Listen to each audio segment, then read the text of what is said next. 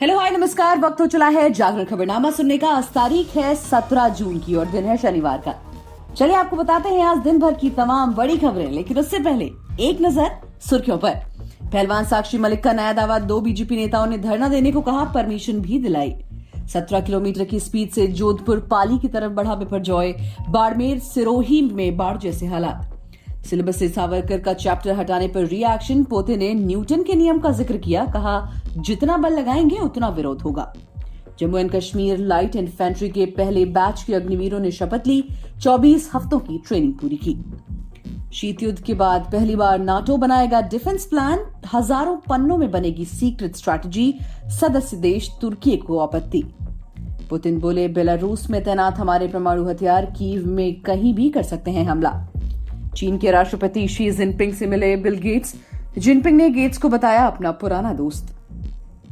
नौसेना में अग्निवीर की नई भर्ती का नोटिफिकेशन जारी, 26 जून से करें अप्लाई, सिर्फ अनमैरिड महिलाओं और पुरुषों को मिलेगा मौका। आदि पुरुष के खिलाफ दिल्ली हाईकोर्ट में अपील, घटिया डायलॉग्स के चलते लोगों ने बैन की मांग की। चिराग सात्विक सुपर 1000 के फाइनल में पहुंचने वाले पहले भारतीय, इंडोनेशिया ओपन के सेमीफाइनल में साउथ कोरिया के पेयर को 3 गेम में हराया। अब खबरें विस्तार से। भारतीय कुश्ती संघ के पूर्व अध्यक्ष बृजभूषण और रेसलर विवाद में अब पहलवान साक्षी मलिक ने एक नया दावा किया है। साक्षी मलिक ने कहा कि हमें धरना देने के लिए बीजेपी नेता बबीता फोगाट और तीर्थ राणा ने कहा था। इन दोनों नेताओं ने उन्हें कहा था कि बृजभूषण के खिलाफ अपनी आवाज उठाओ। यही नहीं, जंतर मंतर पर धरने की परमिशन भी बबीता फोगाट और तीर्थ राणा ने ही दिलाई थी।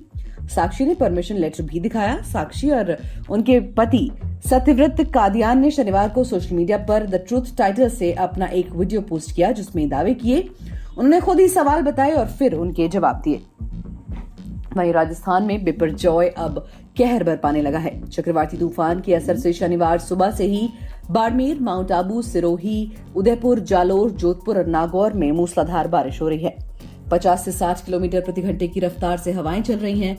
बिपरजॉय 17 किलोमीटर प्रति घंटे की स्पीड से जोधपुर पाली की तरफ आगे बढ़ रहा है।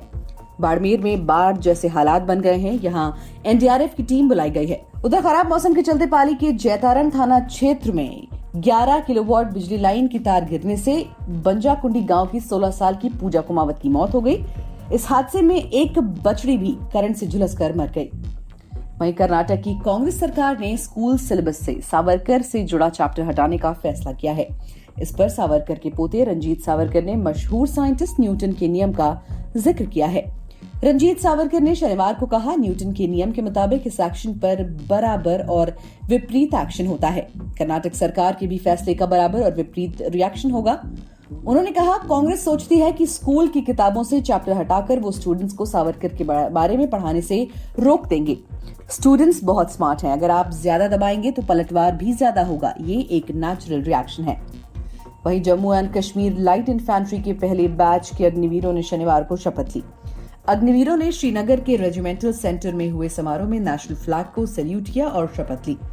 इसके बाद कमांडेंट ने परेड का रिव्यू किया। रक्षा प्रवक्ता ने बताया कि ये जवान आत्मविश्वास से भरे, सक्षम, स्मार्ट और प्राउड सैनिक और नागरिक बन चुके हैं। इनकी 24 हफ्तों की ट्रेनिंग 1 जनवरी 2023 को शुरू हुई थी।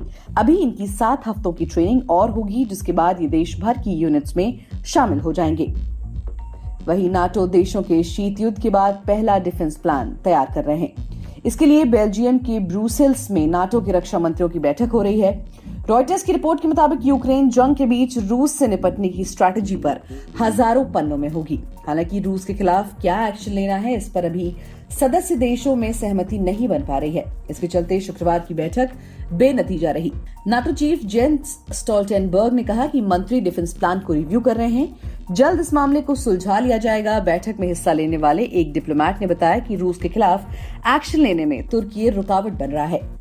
वहीं रूस के राष्ट्रपति व्लादिमीर पुतिन ने शुक्रवार को बेलारूस में परमाणु हथियार तैनात करने की पुष्टि की। Saint Petersburg International Economic Forum को संबोधित करते हुए पुतिन ने कहा, रूस इन हथियारों का इस्तेमाल तभी करेगा जब उसकी सुरक्षा को खतरा होगा। पुतिन ने नाटो देशों को चेतावनी देते हुए कहा, रूस के पास उनसे ज्यादा परमाणु हथियार है और वो ये बात जानते हैं, इसलिए वो बार बार हमारे साथ परमाणु संधि की कोशिश करते रहते हैं। यूक्रेन के जवाबी हमलों पर पुतिन ने कहा, यूक्रेन का काउंटर ऑफेंसिव ज्यादा दिन तक नहीं चलेगा। वहीं माइक्रोसॉफ्ट के को फाउंडर बिल गेट्स ने शुक्रवार को चीन के राष्ट्रपति शी जिनपिंग से मुलाकात की और सहयोग के मुद्दों पर चर्चा की। शी जिनपिंग ने गेट्स को अपना पुराना दोस्त बताते हुए कहा कि वो कोविड-19 महामारी के कारण 3 साल बाद उनसे मिलकर खुश हैं। जिनपिंग ने कहा कि अमेरिका और चीन सहयोग बढ़ाकर दोनों देशों को फायदा पहुंचा सकते हैं।